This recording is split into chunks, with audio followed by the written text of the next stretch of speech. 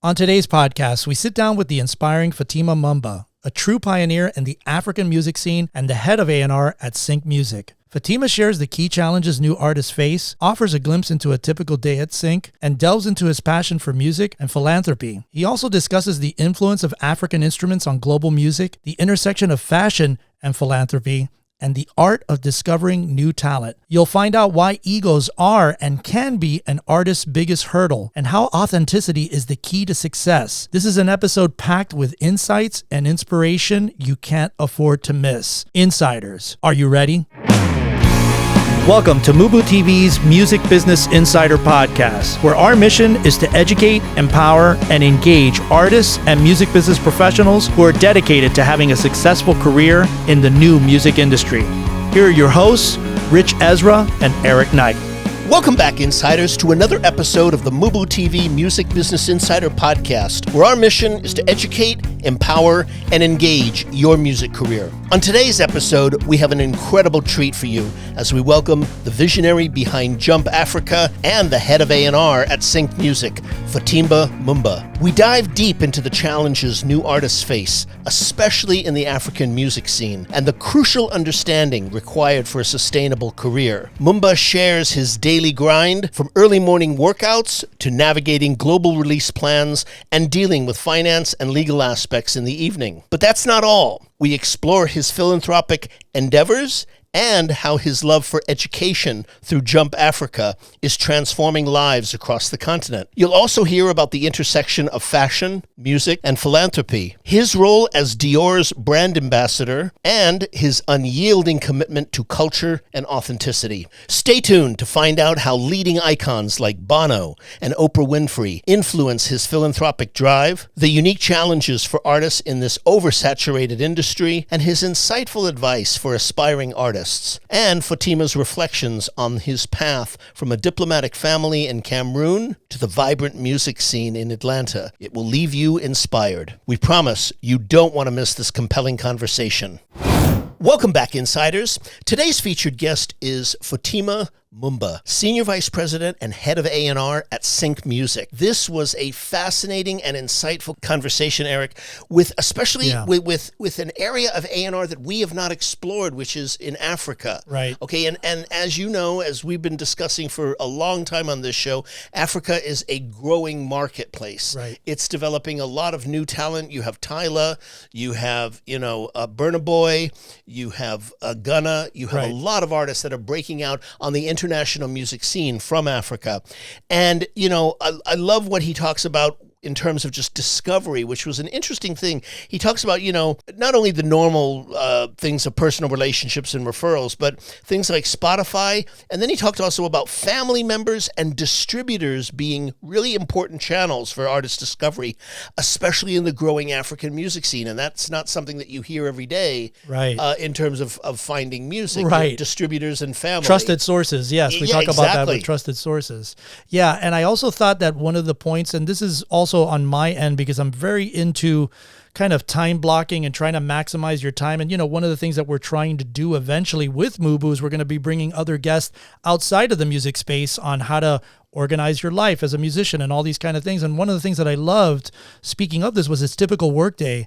And, he spoke about, my workday at Cinq Music operates on a time block schedule, which is a way that I work as well, too, where you kind of block out certain segments of time. Usually they're like in 4-hour blocks, and you're focusing on one thing and one thing only during that time frame. And so he said, I start with an early morning workout and breakfast. I engage with African schedules and release plans due to early time zones. Afternoons are spent in meetings and calls, primarily with the LA-based team and artists, and evenings are for listening to music and dealing with finance and legal aspects. Meetings take primarily on place on Thursdays and Fridays, while other days focus on desk work. And I really love the way he's blocked out those times, because that's how really people that are in positions like Fotemah really accelerate and get to that next level and accomplish a lot of things. So I thought that was very interesting that he spoke about that. Yeah, absolutely. It was. And I also thought the other part that stood out to me was when he spoke about moving to Atlanta. And the part that I thought was so interesting is how he spoke about his work with Akon when they were forming Convict Records, how it taught him that music has no boundaries. And it also taught him about, the emphasis on cross-cultural collaboration without being confined to specific languages or genres. That's a very powerful thing to get when you're in your formative years, especially in a company like that was growing and had such success with Akon. Yeah, no, I agree. Also, one of the other points that I thought was really great that he spoke about was the challenges for artists. And, he said, often artists themselves are the biggest hurdle to success due to poor team management and lack of understanding of the business side. And, talking about having a solid team for management, legal services, and label partnerships is extremely important. And ego often hinders artist success. And, you and I have asked a lot of our guests about this and how important a team is when you're assembling your career, and also about, ego and how that affects and how that's kept people from success. And so I thought that was very interesting how he mapped that out for people to listen to. So I think it's a lot of great value. Yeah, I agree with you, Eric. I think, it's a tough one because there is a place for ego. Healthy ego. Yes. And that fine line between what's healthy and unhealthy can literally derail your entire career.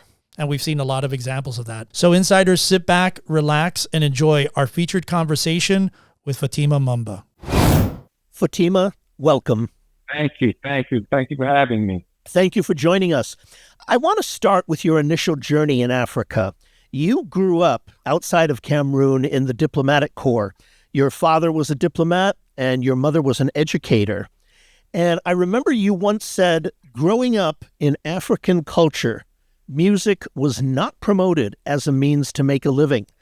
So our first question is, when did you make the commitment that music was to be your professional career path?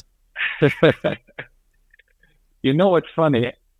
I don't think I can remember when I actually made that commitment. For as long as I can remember being alive, I just knew that music was going to be my career path. Well, let me take that back. Around 12 years old, up until 12, I was like, okay, I want to be an engineer, because growing up African, that's what you were taught. Like, okay, you have to be an engineer, a doctor, or a lawyer, just these different career paths. That's all we know on the continent. However, I think around 12, when I was in Belgium, I made that decision that I want to be in the music business. Fotemah, I'm curious, how did your experience growing up in a diplomatic family influence your worldwide view and approach to the music business? So let me start. Cameroon, we had my co-star, right? So my ear, I feel like growing up in different cultures around the world, it influenced the way I listen to music. I'm more open to different genres of music. So Cameroon, we had Makossa. If you remember the Shakira song, Zangalewa, that was sampled from a Makossa record. Then we moved to New York, which, opened me up through the early beginnings of rap music, pop music, a little bit of country, Dolly Parton. That's where I got my first taste. Then I moved to Algeria, where I opened my ears to Arabic music. And then now to Belgium, which kind of like culminated all the above. We were listening to everything in different languages, with, by the way, most of the language I did not understand. So traveling around with my dad and my family helped to sharpen my ear and helped to groom me to where I am in the music business right now. I remember reading that you moved to Atlanta in 1991 to continue your education studies.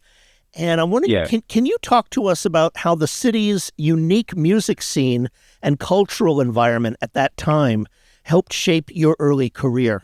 Okay, so when I first moved to Atlanta, it's funny, when I left Belgium, where I was in my music career as a young lad, I wanted to be a rapper and a dancer. So a little funny, give me a little break. This is during MC Hammer time now, so rappers were dancing at the time, okay? Yep. So then when I moved to Atlanta, I moved into a culture which was also heavily rapping and dancing. So that was like that southern bass area where it was, Scrub the Ground and all these different records, Flat Pack. And so, there wasn't really that much of a transition, I would say. I just shifted into a culture where not everything was in English and not French and Arabic and Dutch and all these different languages. Yeah, but then from Atlanta, back then to Atlanta now has completely morphed. I think there was even a song that said they don't dance no more. All they do is this. So the music scene has completely changed from when I first moved here in 1991 to now. Very much so. Fotemah, when you first went to work with Akon at his startup company at the time, Convict, what were some of the most important things that you learned working there? I'll tell you the one most important thing. There were no boundaries. There were no boundaries to music. We were all African. I'll give you one example. Growing up in Africa, I'm from Cameroon. Akon is from Senegal. Cameroon, you have English, French as the primary languages and over 200 languages. In Senegal, you have Wolof and French. So Senegalese don't necessarily understand what Cameroons are singing about on Cameroon. Senegalese individuals are singing about. So when we came together, the one thing that we did not have when it came to music was boundaries. It did not have to be in English. It did not have to have a particular set of drums. It did not have to have a particular set of strings. Your genre was not attributed to your race. So we didn't have boundaries when we're, back then working with Convict. I think that's the number one thing. Hopefully I answered your question. Yes. Yeah, very much. And, I want to explore something with you further on that, Fotemah. I remember reading a quote from you that went, "My two greatest takeaways from working with Akon and Yunta were about ownership and cultural development. Own what you do and always rep for the cultural heritage that made you. As executives, we have a huge responsibility as to what we champion to society." And Fotemah, when I read that, I thought, that is such an important philosophy today for artists in the world that we're talking about today. Would you speak to more about why that is so important? Can you address that more as to why that is such an important aspect? Let's talk about own what you do. And, we live in a culture where, like Instagram, there's a lot of followers. Okay. And I think authenticity, starting to see a decrease in authenticity when it comes to owning what you do as a person. Working with Akon, we represented Africa. And I must say this was during a time when Africa was not sexy. It wasn't sexy to be African, but we owned being African in an industry where there were almost absolutely no Africans. I mean, you had Sade, you had Steel, but we were not the prevalent culture or genre of music in the business. So owning what you do is very important to us, especially in today's time when you talk about, I think I was listening to Ray Daniels, as far as I was focused mostly on hip hop music, right? The amount of, obscene language that's used. I know a lot of people are going to get on me for this, but Ray Daniels said, some of it is quite unnecessary. There's different ways of saying things. You have to be authentic to who you are. If you grew up in Buckhead, you can't be representing another hood or another jurisdiction that's not you. I grew up around the world. So to me, I'm a global citizen of Cameroon heritage and a citizen of the United States. But that's what I represent. I can't go representing Saudi Arabia or anywhere else that does not apply to me. So that's what I mean about when I say owning what you do. Most of the other quotes I said, those are some good quotes I said. Yes, they were. The other quote was, you said, own what you do, and you said, and always represent the cultural heritage that made you. The other quote was, as executives, we have a huge responsibility as to what we champion to society. Exactly. I think it's simple. Our kids we determine what the next generation is listening to. Our kids are going to have to grow up listening to the projects that we worked on. And I feel like in all things, you have to have balance. When I was coming up, I had balance in music. I had the opportunity to have access to all genres of music, okay? Now, there's a time period most recently where I feel like a lot of labels were pushing, I would say specifically in the hip-hop genre, music that was not conducive to individuals of a younger age. And age, let me just say that. Individuals who are not mature enough to process the content that's being delivered to them as entertainment versus reality. I think I pretty much answered that question. So we have a responsibility as to what we promote. And at least, at minimum, we should be able to promote balance. Yeah, I totally agree. And that's something, in the world we live in today where there is so much, coming at us, it's literally overwhelming. Just the amount of content that comes at us, not only in music, but in media, in television, in media, online, and just media as a culture, it's extremely difficult. Yeah, it is overwhelming sometimes. Fotemah, you're now head of A&R at Cinq Music. How did you connect with Barry Daffurn, who runs the label? Oh, that's an interesting story. One of my favorite stories, actually. I think one of the things that I love doing in my career is mentoring young people, right? Or just not only in the business, just period. So there was this one individual by the name of JQ, and JQ used to be in the singing group that at Convict he came through, and we ended up not signing them.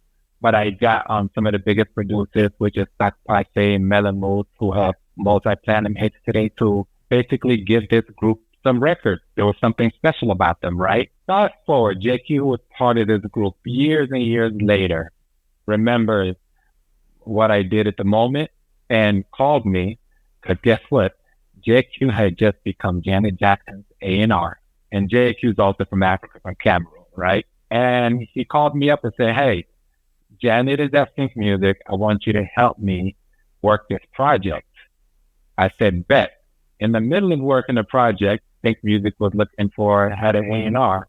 And long story short, that's how me and Barry connected. No, that's great. In looking at what you do at Cinq Music, I'm curious, Fotemah, if you could talk about what specific initiatives are you working on at Cinq Music and at Red Republic to ensure the longevity and cultural authenticity of Afrobeats and Amapiano in the global market? Because those, I think, are genres that are growing and that you have a lot of experience with. I think the first thing, right now, my priorities right now, like you said, is Afrobeats and Amapiano. But let me break that down just a little bit more, because it's like people say I'm African, right? But technically, African is a continent. And so within that continent, you have several countries. Now, I think Afrobeat had been misconstrued as being one genre when they just hear this different sound, this cultural sound. But there's so many different genres that come from the content, which is African music. So you have Afrobeat, you have Amapiano, you have Rumba, you have Zouk, you have Makossa, right? So my job at Cinq right now is to infiltrate, to use my relationship, my ears that I've developed over the years of traveling as the son of a diplomat, to help build the brand in Africa, Cinq Music, and sign acts from the continent to help, elevate the bottom line. Cinq Music has done an amazing job, as you know, of this in Latin America.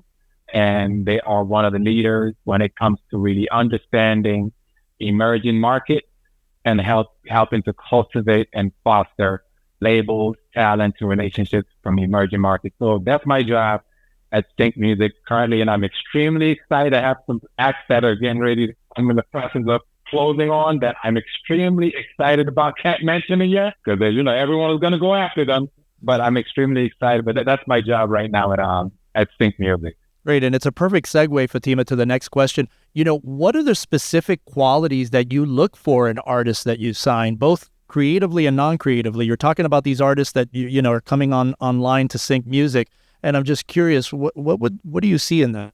Ooh, that is a question of questions of questions. Okay, as we know, over the years, the A&R has evolved, right? You have to now make a little bit of gut with data, okay? So if it's up to me, I would be signing a lot of acts based off my gut. Right. But I also have to look at the data, okay, and what makes sense to the bottom line. So from a Cinq perspective and a team perspective, what I look for in an artist is, do they have a team, okay? Are they operating solo right now? Because just operating in Africa alone and just by yourself is quite difficult. Do they have a team? Who's involved in that team? Are they somewhat, I wouldn't say easy to work with, but is this a relationship that we can grow long term? And then I look at the music, I look at the region. So right now you mentioned Afrobeats and Amapiano, right? So I look at the region. Okay, you know what? Amapiano is fast moving. Afrobeats is fast moving. But then you also have a market that's slept on, which is like the French regions of Africa, with its Ivory Coast. And then you have Tanzania on the east side. And we're not even going to include North Africa. That's a whole different beast in itself. So I look at the region in which they are. Also, sometimes I have to look at the payout. And I also another thing that I look at is, can this sound be exported? Thank God we're in an area in a time when, you know, mainstream radio here can play African music just like they play Latin music, where you don't understand it. It's just a vibe. But can this particular sound be exported? And then, of course, I look at the data. Are they currently moving the marketplace? That's on one level. Now, when it comes to the gut, I look at, okay, do they have that demeanor? Are they a star? Are they, a diamond in the rough? Can they easily... Are they teachable? Can we educate them on the music business or how things work? Not only from a business part, but from an artist development part. So those are all the things that I look at when signing an artist, especially in this crucial time of African music, Afrobeats and Amapiano, where I feel a lot of education has to take place from a talent side and from a label and business side. So those are the things that I look for when signing an artist. It's a lot. I know it's a lot. No, it is a lot, and you've mentioned a very important component, Fotemah, which I want to ask you about. Can you speak to the importance of new artists today educating themselves about their chosen career path? I can definitely speak to that.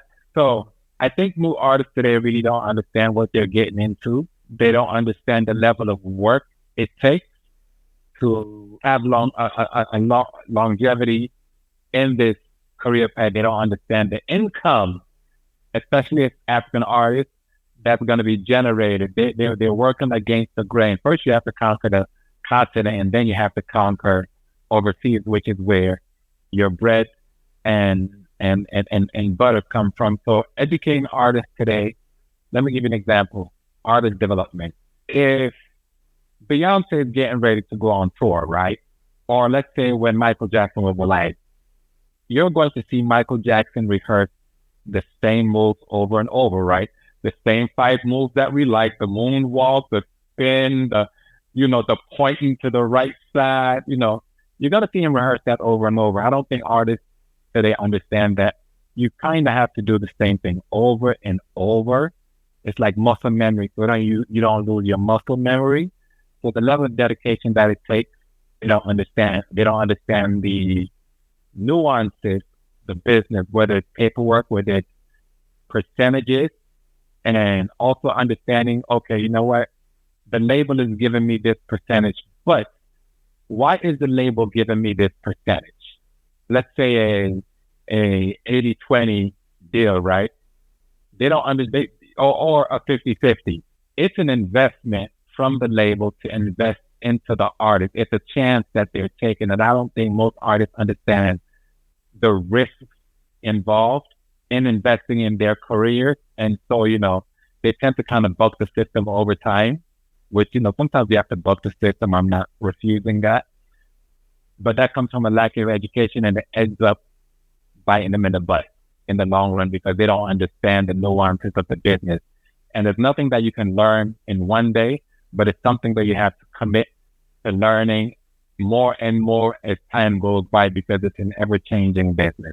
Fotemah, we really love to ask this question of our insiders. What does a typical workday look like for you at Cinq Music?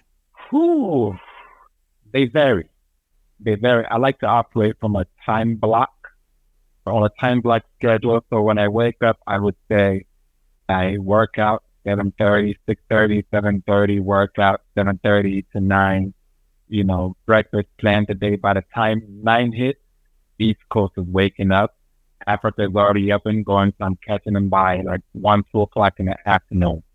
So I attack my African schedule, whether it's meetings, listening to music, and planning out release plans. And then by the time 12 o'clock hits, now I'm switching my time block to deal with LA, which most of our executives in-house, Barry, Jason, most of them are based in Atlanta when they're not traveling. And so from like 12 to 3, 12 to 5, I'm dealing with meetings, presentations, depending on what the day is, back to back artist calls. So one thing that we try to pride ourselves on is really customer service when it comes to orders, which is sometimes difficult.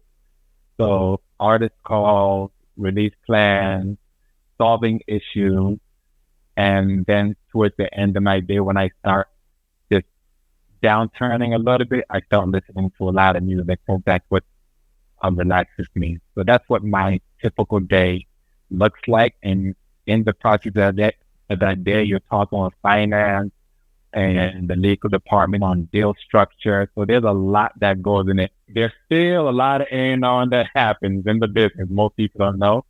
And Thursdays and Fridays are my meeting days. So Monday, Tuesday, Wednesdays, I'm at the desk.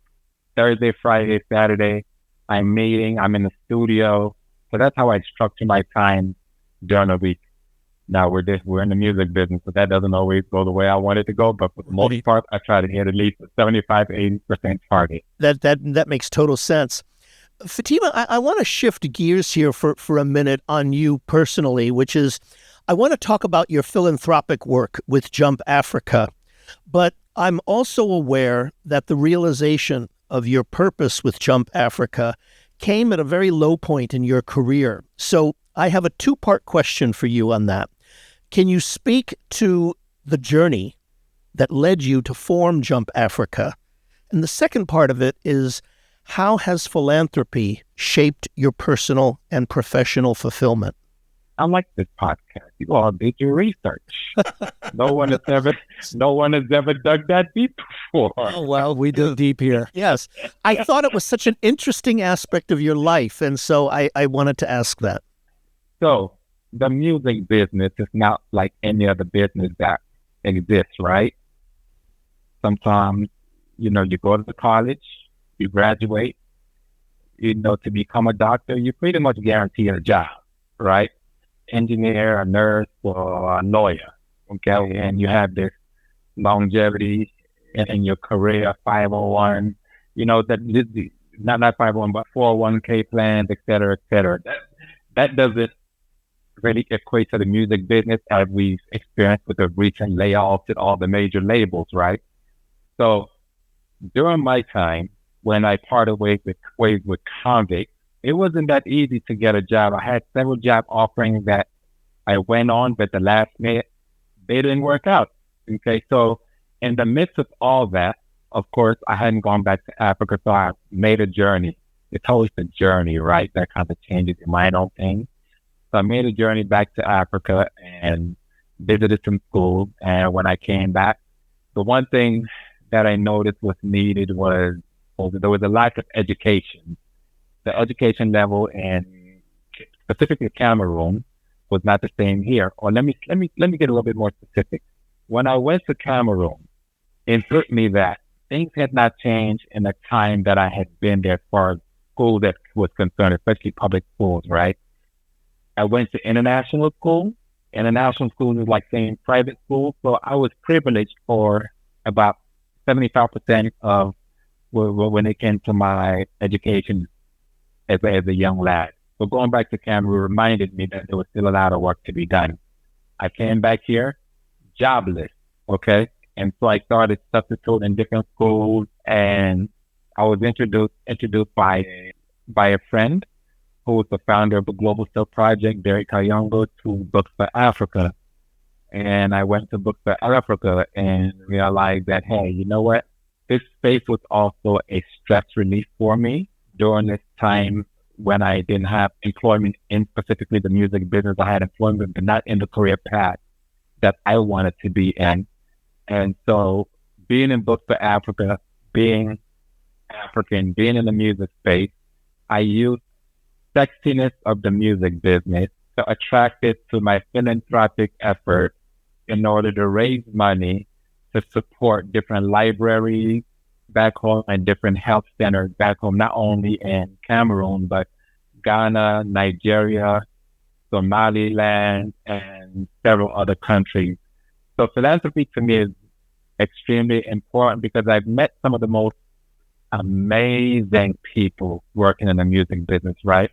But the people that I've met in the philanthropy space, unfortunately, outdo the people that I met in the music space, but they go hand in hand. People in the philanthropy space love me because I'm a musician or I'm a creative, I would like to say, that's involved in bettering the lives of her people on the continent. So, philanthropy is something that I like to say music is my passion and philanthropy is my heart. Helping others, giving to others. And the example that I gave earlier on of JQ, it was by helping someone else that years and years and years and years later, that seed that I planted is what landed me where I am currently. And that's something I hope that other artists will realize. A lot of our biggest creators are going to be remembered, I would say, for the philanthropic efforts that they did. One good one, Bono. We could say Oprah. You're going to get this, you're going to get that. I forgot what she said, but, Michael Jackson. Mike, great music, but Mike healed the world. So, that's why philanthropy is extremely important to me. To go maybe a little bit deeper, I just want to make sure that I'm also doing God's work while I'm on this earth involved in the music business. Indeed. Fotemah, you're a man of many talents. You're also a brand ambassador for Dior. How do you see the intersection of fashion, music, shaping global perceptions of African culture? Oh, man. That's a loaded question. But let's say this. A lot of the images that we see right now are images that came from Africa. A lot of the sounds that we hear right now are not a sound that came from Africa. So I like to say that Africa is, in fact, the future. I think in Africa, the population is about 1.5 billion people. And I think 60% of that are individuals under the age of 30. And 68% of those of that 30, under 30, want to be musicians, artists, involved in the fashion industry. So fashion and music go hand in hand. What's a good example? Michael Jackson. Now, if Michael Jackson was wearing regular clothes, would we really, we wouldn't, he came out with the gloves, the red, you remember the red jacket, the red and black jacket that he had? But I would darn near say bathing suit on top of his outfit that he put on. So fashion plays a huge part when it comes to music. When you look at, what was it? The LVMH, the Pharrell show in Paris, you saw a bunch of African musicians front row, probably the first one that we've seen that many front row at an event. So fashion and music and philanthropy go hand in hand.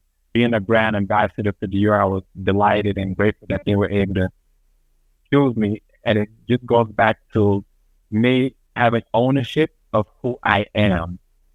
I'm never afraid to walk in a room dressed authentically as an African, and I'm never afraid to walk in a room dressed authentically in a nice three-piece suit, because all those are who I am. And also, like right now, I'm sitting in a bad engineering house, but my passion is music. My heart is philanthropy, and I would say my how can I put this? What I wear over all of this is fashion. So that's why I say it's a loaded question. I can go forever and ever when it comes to that particular question, but people like to separate all of the above, but they all go hand in hand. No, they absolutely do. Fotemah, I want to back up for a minute here on something that you had talked about when you talked about your schedule with meetings and with dealing with Africa and dealing with California and your work with artists. My question to you is, from an A&R point of view, what sources are you using to discover artists today? What things are you looking at? Are you looking at, contacts that you have? Are you looking at websites? Are you looking at direct submissions? Are you looking at attorneys or managers? What sources do you use for that? to be honest with you, all the above, but I'll tell you recently what my top 3 sources have been. And my top 3 sources have been relationships.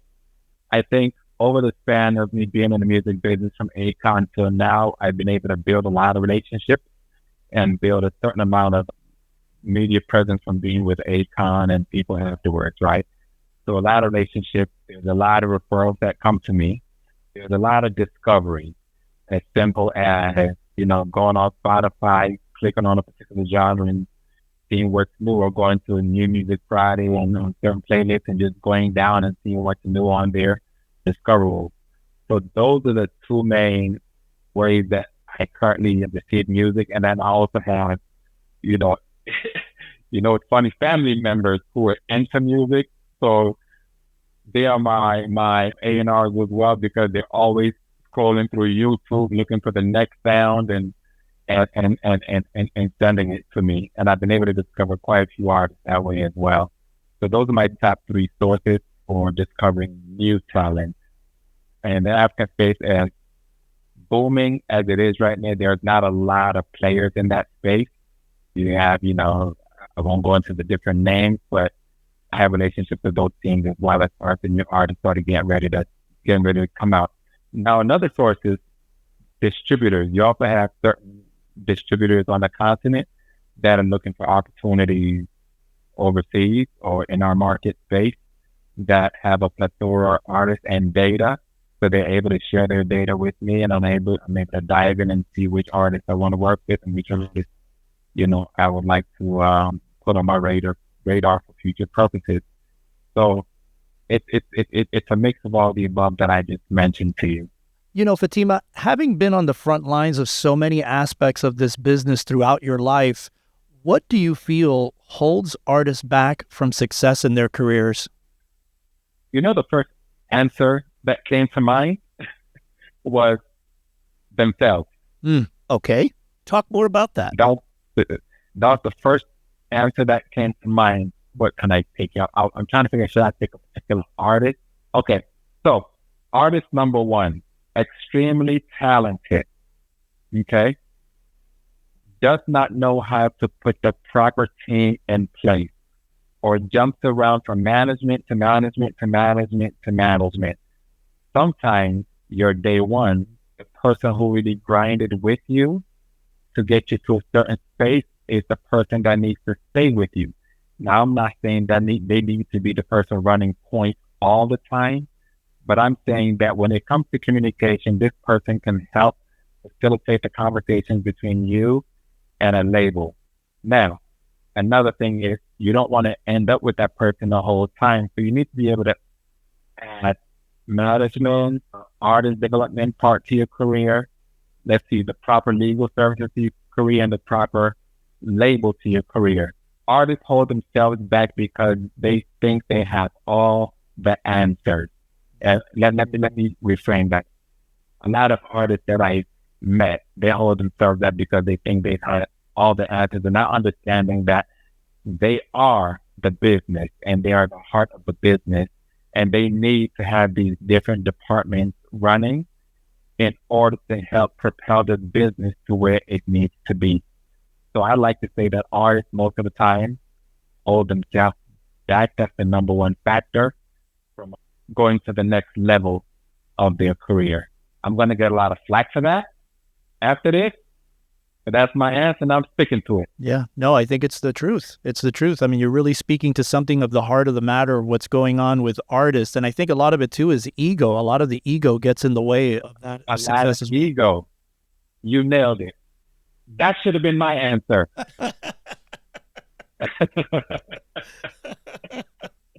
And that's it. I went left and right, and you just came in and said, ego. That's it. Ego. Yeah. Yes.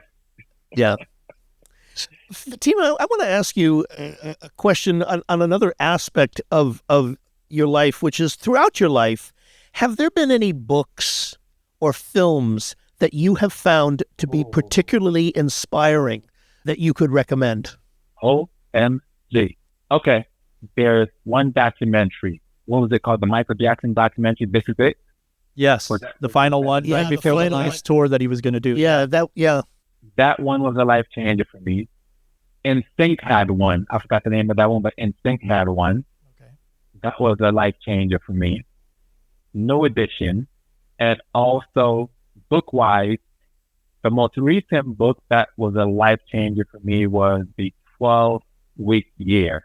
Yes, I know that one. I forget the author now, but I know which one you're talking about. Yeah. I forgot the author, yes, but the 12-week year was a huge one for me because let me retract that. It reduced my procrastination level by 70%. And being a creative, your mind gets to go in so many different spaces. And so it really, helped me to reach my goals at a more rapid pace. So the 12-week year is probably the most recent book that I'll say that it was a life changer for me. Great. And we'll share those definitely with the audience. I wanted to ask you, looking ahead, Fotemah, what are some of your long-term goals for both your music career and Jump Africa? And what legacy do you hope to leave behind? When it comes to legacy, another book that I read was Redeeming Your Time, right? And one thing that always concerned me was that during my time on this earth, I would never finish everything that I wanted to do. And in that book, it said that, well, it's not up to you to finish everything that you're here to do, but you're here to accomplish a certain task. Sometimes you might not realize what the task is. Only God knows what that is. But as long as you accomplish that, that's all that matters. As for me, I want to touch as many people as I can through the music that I work on. I think the most recent artist that I worked on was Jimmy Gravity, who had a release last week called Superhuman. I want to touch as many people through the music that we release, giving them balance in life. In philanthropy, I want to, help my people both on the continent and here in the States in marginalized communities to get the same opportunities that I was able to get growing up and up until now. Increasing the literacy level in my community on the continent, increasing the level of the access to technology. That's something that I want to do, giving artists more opportunities that we have over there, whether it's access to studios, lawyers, all platforms that are needed in order for them to succeed. But I think those are some of my legacies that I want to see. I want artists, especially on the continent, as you know, the payout rates on the continent are quite different from the payout rates in the U.S. and London and all different parts of the world. Hitting 1 million streams there, the money's quite different from hitting 1 million streams in Nigeria or different parts of Africa. So I would like to have a contribution towards seeing, even more equity for African artists in that space to be able to sustain the lifestyle that they're portraying on camera. So I still have a lot that I want to do, but the bottom line is, for as long as I'm on this earth, I want to touch as many people that I can through the different opportunities, such as things that I've been given while I'm here on this earth. And even through platforms such as yours, giving me the voice to be able to express my opinions and touch millions. Thank you for having me as well to be able to do this. Thank you for doing it. Thank you. Fotemah, let me ask you then, what do you find is the most challenging thing about working in today's music business? And it's a question that I'm asking you because you've had a lot of experience in a lot of different areas of the business, both in the U.S. and in Africa and in Europe. So I think you'd have a different kind of perspective on this than somebody who may have just worked in L.A. or just New York. So what's the most challenging thing you find about today's business? Breaking an artist. Yeah. That's probably the most challenging thing right now. Yeah, I think Sony would tell you the same thing. Exactly. So would Warner's or Universal. Yeah, that is the most challenging thing because it's not something that money, power, size, or market share can do for you anymore like it once could at another era. Yeah, that's a great statement, yes. I mean, even as the A&R, I think when you look back, right, you knew about maybe 10 to 15 years ago, let's say 15, okay? If you release the artist, maybe 20, showing my age now. If you release the artist and the artist hit MTV, you pretty much knew you were out here. Yeah. The BET, you pretty much, because those were the only platforms that audience could see your talent on, right? Now, it's like a faucet's been opened. A faucet has been opened. We've gone through the blog space, which is still relevant, especially in Africa. We have YouTube. You have to run ads. You still have to attack radio, even though, we thought that radio was going to be irrelevant. It's still very irrelevant. You have to use influencers. And then even after doing all the above and many more, you still have to get on your knees and pray that the act breaks. So I think breaking the act right now is probably the biggest challenge in a business that is forever changing by the day, and different platforms are coming up by the day. Yeah, so breaking the artist for me is the number one challenge. Yeah, and it's definitely a big one. What advice can you offer artists who are committed to building music careers for themselves as recording artists? Educate yourself before you jump in this pool, because there are many of you. What's going to make you stand out in the next artist? Do you stand out in the next artist? So that's part of education, doing the research. That's for one. Educate yourself on the different aspects of the business. Like me, myself, I started off as, dancing, rapping, producing, writing, and then picking up the books and educating myself on what an A&R actually was. Because being African, when Akon asked me to be an A&R, I didn't understand what an A&R was. The only positions that I understood was a director, president, vice president, managing director. So educating yourself on the different aspects of the music business. So the artist, I would say, just educating yourself and owning your craft.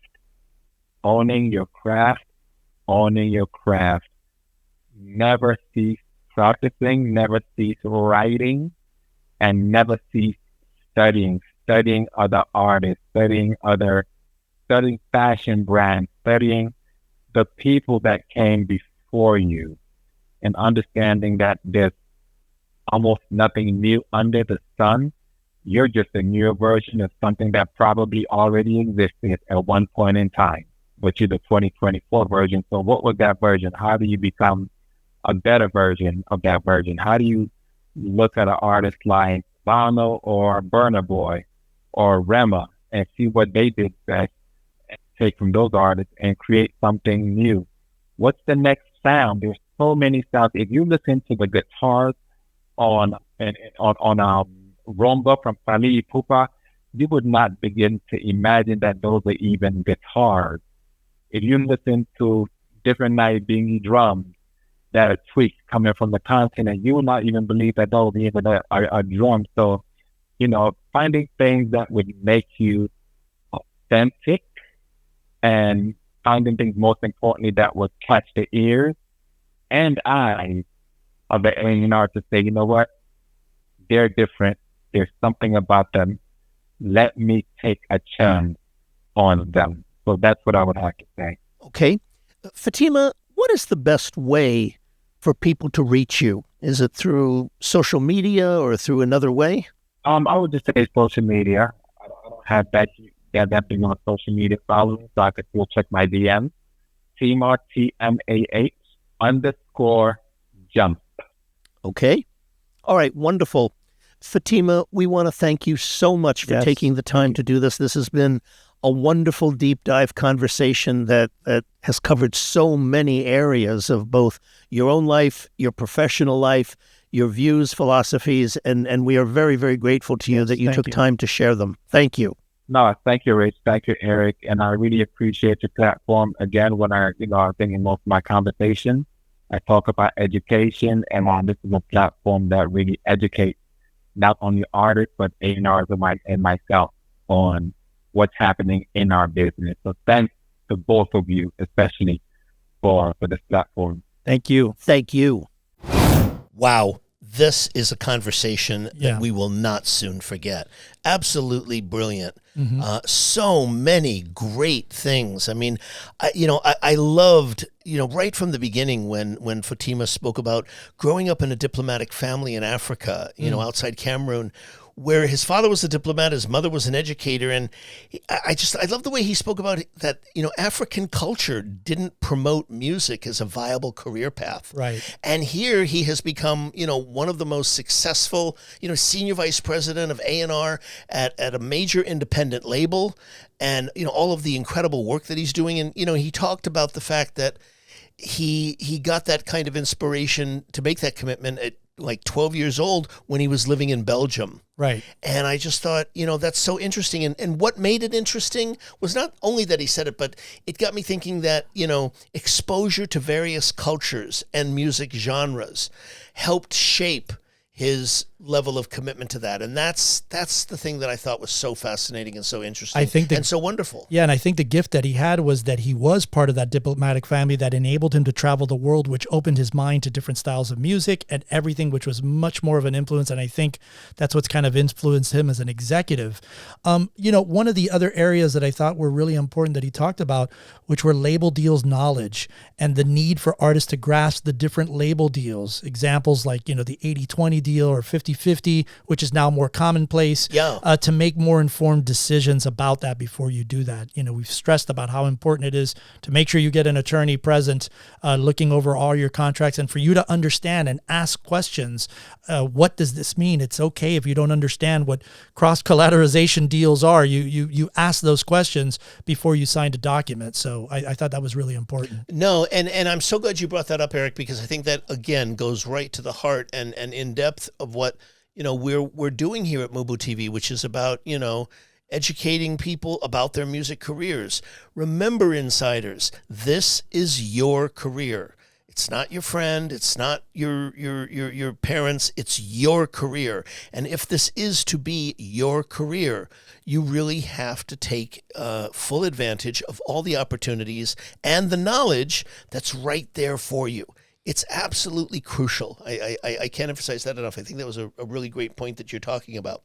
The other one, the other aspect that really stood out to me about this conversation, Eric, which was so unusual, was when Fotemah spoke about owning one's work and the cultural heritage that you have from it. That was interesting. Yeah. I think the quote was, "It's essential to own one's work and champion cultural heritage. Executives have a responsibility in shaping societal values." He said, "Authenticity and artistic expression is important. Adopting personas that don't align with one's true background can be detrimental." And that's all about authenticity. That's all about, revealing who you are in an authentic way, but about owning it. Yeah. And the way he spoke about that level of ownership, which is how you have to be about your music. Remember, you're creating it.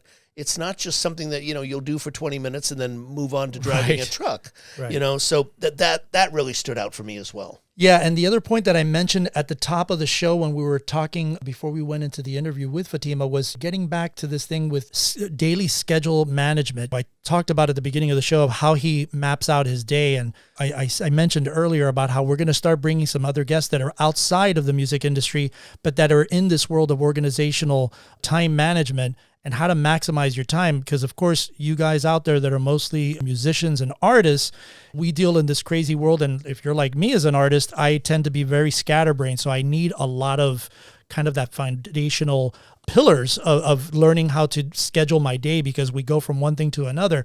And so I really love the idea of him talking about time blocking, which we're going to have some experts in that field in the future episodes of the podcast to kind of go into more depth of what that is. And I love that he talked about to do time blocking to efficiently manage work, including balancing international schedules and personal life in his case. In our case, maybe it's, the morning you get up and you do your morning workout, maybe meditate, and you get to starting to write some lyrics to music that you have.